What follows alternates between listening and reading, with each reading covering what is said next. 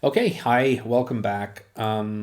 So this is Mortimer J. Adler's book and Charles Van Doren's. The How to Read a Book. Okay, this is part one. Part one is called The Dimensions of Reading. And we're on chapter one called The Activity and Art of Reading. Um, Yeah, so before we start, again, it's important. I know I've said it in the overview video, but it's important to know what the author set out to do. Okay, so the main purpose of this book is to equip serious readers, right, with tools that allow them to gain an increased understanding of the books they read. In other words, its aim is not necessarily to increase the pleasure from or the speed of reading. Okay, so the aim is depth. Okay, depth and analysis. All right, so to begin with, an important distinction must be made between knowledge, i.e., facts, and understanding. Okay, too many facts, the authors argue, can be just as detrimental to understanding as too few. They were, of course, talking about radio, television. Remember, we're in the early 70s here. But their words, if anything, ring more true now than ever before. The advent of social media has us bombarded with information, and it's difficult to sift through the data and make up our own minds in a satisfactory manner. And that's why I said in my overview video the book is more important than ever. All right, moving on. Reading cannot be fully passive. So we talk of more active or less active reading. Okay, the more active reader demands more of him or herself and of the text before them. All four ways of communication, so listening, speaking, reading, and writing, should ideally be done more actively.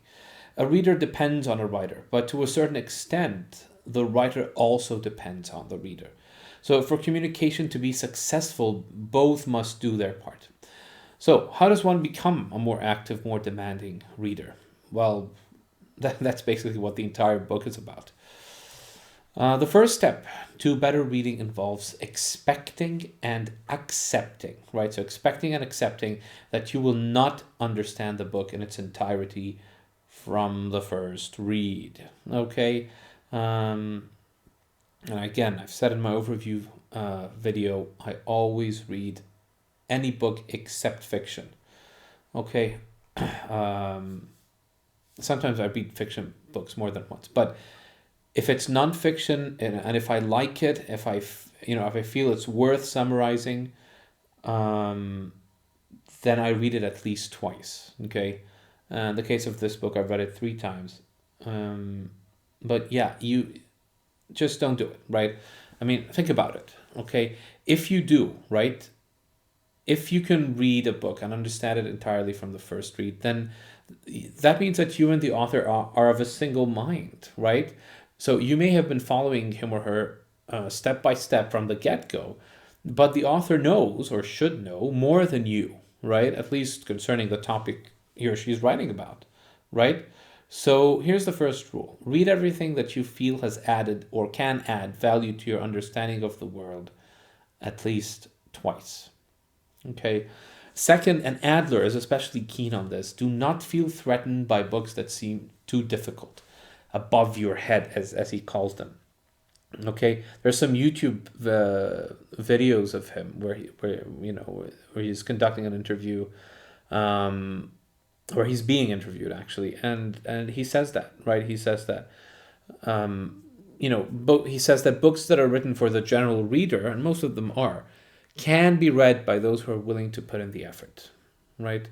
So not only can be read, but should be read, right? If you read a book and it's too easy, yeah, there's no point, right? You should read a book that you feel you have to pull yourself up to be able to understand. A book that challenges you. These are the books that are worth putting effort in. Um, and yeah, and that brings us to the final point about this first step. Wrestle with a book first as much as you can, right? Depend on your own mind and your own experiences before resorting to external aid, be it Spark Notes, be it Wikipedia, be it a teacher, even a parent, or a more knowledgeable classmate. Um, it's all too easy now with easy to access and free resources. It's easy to let all of these tools, if you will, do the thinking for us, right? And in the case of people now, it's easier than ever to communicate. Okay, you can send a message through on any platform. So it's easier to communicate with people, and it's easier to find things online. That doesn't mean that there's no downside to this, right? So wrestle with things first before resorting to external aid. Of course, all of this is harder in the sense that it requires more time. So there's no beating around the bush about this. But let me share with you one poignant definition of success that I constantly remind myself of. One difference between successful and unsuccessful people is that the former focus on pleasing outcomes, regardless of the methods involved in acquiring them. Okay, whereas the latter, successful people, they default to easy methods and ignore long-term goals. Okay, sorry, I should have said unsuccessful people. Sorry. Okay, so let me repeat that. Successful people focus on pleasing outcomes. Unsuccessful people focus on pleasing methods. Okay, and they ignore long-term goals. So reading actively, okay, the method that is hard, okay, but the result is a pleasing one that the less active reader cannot possibly enjoy, right? Needless to say, we've been talking about challenging books, okay, books, not magazines, social media posts, and the like, okay? Remember that communication between two unequal people can and does happen. Otherwise, no one learns anything, okay? It is our job to learn who these people are in the fields that concern us and how we can better learn from them.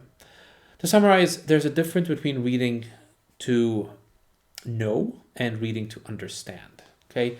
Knowing is basic awareness, but understanding involves knowing why something is the case, how it relates to other variables, how it's different than or the same as related concepts, and so on. So there's more to it, right? Understanding demands more of you. To further illustrate this, you can remember something you know, right? If you get it on a multiple choice test, you can recognize it. But to explain it fully and simply, you need to truly understand what you're talking about. So, yeah. Keep in mind then that being widely read and being well read are not the same, okay? Quality over quantity. Finally, and this concludes chapter 1, reading actively should involve the same skills as researching and writing. And I quote, keenness of observation, readily available memory, range of imagination, and of course, an intellect trained in analysis and reflection. Page 14.